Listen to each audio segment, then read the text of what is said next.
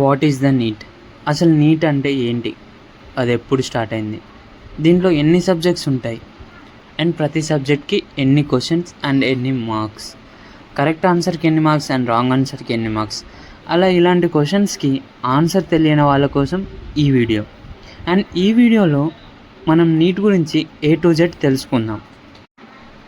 Neat, national eligibility cum entrance test. నిజానికి ఇది start అయిన ఇయర్ 2013 అయినా దీనిని 2015 దాకా ఏఐపిఎంటీగా పిలిచేవారు. ఏఐపిఎంటీతో పాటు జిప్మర్ లాంటి ఎగ్జామ్స్ కూడా ఉండేవి. అండ్ ఎట్ లాస్ట్ 2016లో అన్ని ఎంట్రన్స్ టెస్ట్ని కలిపి నీట్గా మార్చారు. ఇప్పుడు ఏఐపిఎంటీ, జిప్మర్ లాంటివి ఏవీ లేవు అండ్ మొత్తం నీట్ మాత్రమే. 2013 to 2018 వరకు నీట్ని సిబిఎస్ఈ వాళ్ళు కండక్ట్ చేసేవాళ్ళు. అండ్ 2019 నుంచి ఇప్పటి వరకు నేషనల్ టెస్టింగ్ ఏజెన్సీ అయిన ఎన్టీఏ ఈ ఎగ్జామ్ని కండక్ట్ చేస్తుంది.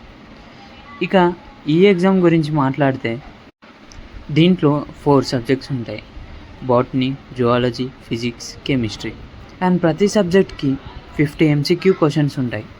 అండ్ అందులో అటెంప్ట్ చేయాల్సింది 45. ఇలా అన్ని సబ్జెక్ట్స్ని కలిపితే మొత్తం 200 MCQ క్వశ్చన్స్. అలా ప్రతి సబ్జెక్ట్కి 5 చాయిస్ అనుకుంటే మొత్తం 20 చాయిస్ అన్నమాట. అంటే మనం మొత్తం అటెంప్ట్ చేయాల్సింది 200కి 180 MCQ క్వశ్చన్స్. అండ్ ప్రతి రైట్ ఆన్సర్కి +4 అండ్ రాంగ్ ఆన్సర్కి -1. అండ్ ఒకవేళ అటెంప్ట్ చేయకపోతే 0. అంటే నీట్ మార్క్స్ రేంజ్ -180 నుంచి 720 వరకు ఉంటుంది. ఈ ఎగ్జామ్ రాయడానికి క్వాలిఫికేషన్ వచ్చేసి ఇంటర్ అయితే పాస్ కావాలి.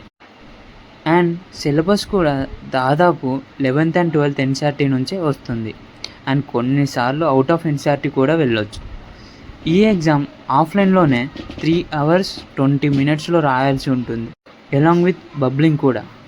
అంటే ఆ టైంలో మన మైండ్ చాలా అంటే చాలా స్టేబుల్గా ఉండాలి. ఐదర్ సిబిఎస్ఈ ఆర్ ఎన్టీఏ, ఈ రెండిట్లో నీట్ని ఎవరు కండక్ట్ చేస్తే బాగుంటుంది అని కామెంట్స్లో చెప్పండి. And that's all for this video.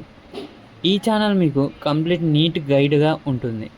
ఇంకా నీట్ గురించి మరిన్ని వీడియోల కోసం like and subscribe to the channel new vision #NEET.